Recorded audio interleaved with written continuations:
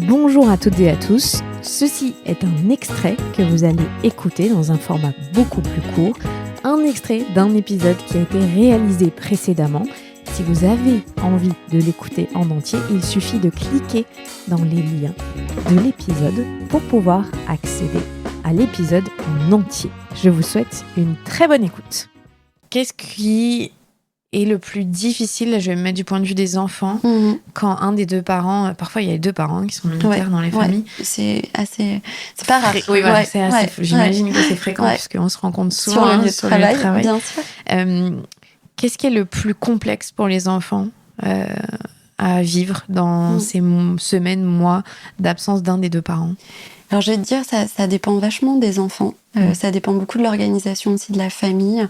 Puis ce qui est difficile déjà, c'est le manque physique de l'autre. Ça, c'est dur de pas avoir le câlin de sa maman, de son papa, de croiser les autres parents à l'école et d'être toujours le seul sans son papa ou sa maman. Déjà, ça, c'est quand même quelque chose de très lourd. Ce qui peut être difficile aussi, c'est l'inquiétude. On en a parlé. Pour le parent qui est parti, donc pour le militaire ou pour le parent qui reste. Je suis inquiet de savoir comment ça se passe pour eux. Et puis, chez les enfants de militaires, ce qu'ils peuvent évoquer, c'est peut-être un peu cette pression d'être à la hauteur, quoi. Il faut que je le vive bien. Et qu'est-ce que ça veut dire bien vivre la mission, quoi. Donc ça, c'est pas forcément facile pour eux. C'est-à-dire que je peux culpabiliser si je suis trop triste, parce que je vois que si je suis triste, ça rend triste papa ou maman, ou ça rend triste mes autres frères et sœurs. Ou alors, j'ai des enfants qui me disent moi, c'est horrible, j'ai pas pensé à maman aujourd'hui. Ça, on n'y pense pas forcément. Mais pour les enfants, c'est très dur. Est-ce que ça veut dire que je l'oublie ? Est-ce que ça veut dire que je l'aime moins ? Et donc ça, c'est tout l'idée d'accompagner ces familles, c'est de leur dire que ce lien d'amour, il s'arrête jamais. Et ça, c'est pas propre aux militaires, c'est dans tout déplacement, c'est cette idée de, même si on ne se voit pas, ton papa continue à t'aimer, le lien qui est entre nous continue à être là. Alors évidemment, on va essayer de concrétiser, c'est important que le militaire, là où il continue par exemple à être un papa. Donc il continue à s'intéresser à la vie de l'enfant, à regarder parfois les contrôles, voir des photos qu'on peut envoyer, à avoir d'avoir je sais pas, le spectacle de gym filmé, etc. Que l'enfant sente que l'amour de son parent ne s'arrête pas, qu'il peut continuer à compter sur son parent. Ça, c'est très important. Parce que sinon, l'enfant peut se sentir très abandonné et ça, c'est extrêmement violent. Ouais, justement, comment tu gères avec les familles cette gestion de l'angoisse de la séparation ? Tu disais, il faut préparer le moment fatidique où voilà, on va devoir dire au revoir. Mais après, il y a la réalité des semaines qui s'enchaînent. J'imagine que c'est la chose la plus complexe, en plus en fonction des âges, où la temporalité n'est pas la même pour un enfant de 2-3 ans qu'un enfant de 14 ans.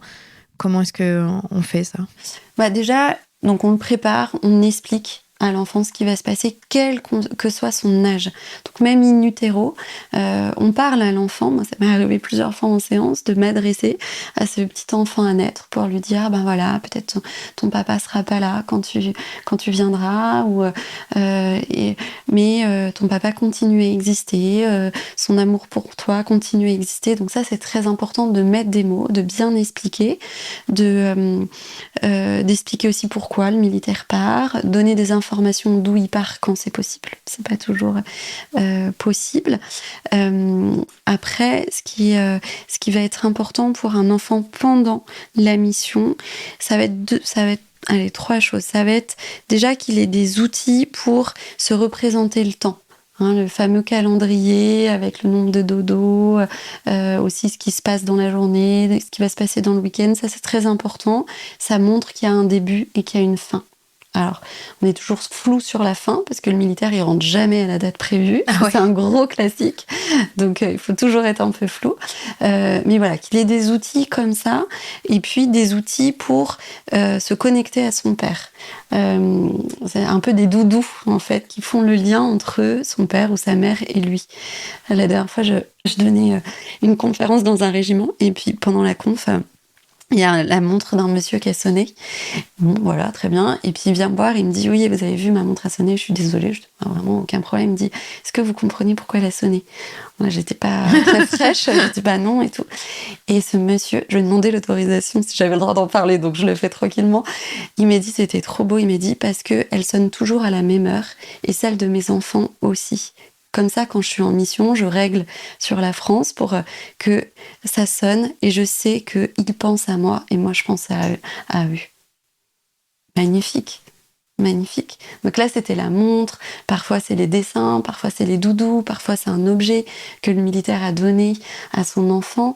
Ça va être des liens concrets de il est là, il existe, il continue à aimer. Donc ça, c'est des choses très importantes à mettre en place. J'en donne plein d'autres exemples dans le livre. Mais pour un enfant, pour que ça se passe bien, il y a 2 choses indispensables. Il y a le maintien des limites, des rituels, du cadre. Si le militaire part et que c'est l'effondrement, ça part en cacahuète, on mange n'importe quoi, on se couche à n'importe quelle heure, on va pas à l'école, ça va être la catastrophe. Il faut que l'enfant il sente que, ok, il y a un pilier qui n'est pas là, mais en fait la maison elle tient. Ses rituels de vie continuent à être là, ça c'est très sécurisant, c'est très rassurant. Donc ça va être une sacrée charge, on en parlait tout à l'heure, pour celui qui reste, d'assumer le plus possible ces rituels-là, d'essayer de contenir le plus possible les enfants en maintenant ça. Et puis, autre chose, c'est ce que moi j'appelle un peu les paillettes. C'est-à-dire que l'enfant, il vit quelque chose d'extraordinaire. Il y a peu d'enfants qui vivent une séparation aussi nette avec l'un de ses parents. Donc, il a besoin d'avoir un peu de paillettes pour se remonter le moral. Il a besoin d'entendre parce que tu vis, c'est difficile. Toi aussi, t'es immensément courageux. Toi aussi, t'es très fort. Ton papa ou ta maman, ils pourraient pas faire ce travail sans toi. Donc tu peux être fier de toi et que ça soit concret. Ça veut dire pour les ados, je t'emmène faire du kart ce week-end ou allez, on prend tout le monde là, on est à Bordeaux, on va pique-niquer à la plage à 21h un samedi. Vous voyez, d'avoir un peu des petits moments où il y a un peu des récompenses, il y a un peu des bulles d'extraordinaire dans ce quotidien qui est un peu lourd. Et puis après, 3e chose très importante, ça va être de lui permettre de verbaliser ses émotions. Ça, c'est pas simple, parce que pour le militaire, c'est extrêmement violent d'entendre la tristesse, la colère, parfois le désespoir de son conjoint ou de ses enfants. C'est très violent. Il faut être assez costaud pour se prendre l'effondrement de son enfant devant soi, quoi. Donc parfois, on s'y frotte pas trop parce qu'on n'a pas envie de vivre ça. Mais en fait, c'est le plus beau cadeau qu'on puisse donner aux uns aux autres, c'est de se dire t'as le droit de ressentir des choses par rapport à cette mission et tu seras toujours accueilli, tu seras toujours entendu là-dedans. Donc ça, c'est hyper important de permettre ce dialogue des émotions au sein de la famille. Mais pour tout le monde. C'est-à-dire que le militaire, il a le droit de dire que pour lui aussi, c'est dur. Il a le droit aussi de dire que il y a une partie de lui qui est excité de partir parce qu'il s'est entraîné pendant des mois pour cette mission. Voilà, chacun doit pouvoir dire un peu ce qu'il a sur le cœur. Et puis, nous, parents, c'est à nous de permettre à l'enfant ou à l'adolescent, c'est compliqué pour l'ado de verbaliser ce qu'il ressent, mais de le mettre un peu sur la piste. Et ça change tout. Quand l'enfant sent qu'il a la place de dire ce qu'il ressent, de comment il vit les choses. Si vous avez aimé cet extrait qui est assez court parce qu'on aime vous proposer des formats différents dans vos vies à 1000 à l'heure, eh bien, il suffit de cliquer dans les liens de l'épisode pour pouvoir accéder à l'épisode dans son entièreté. À très vite.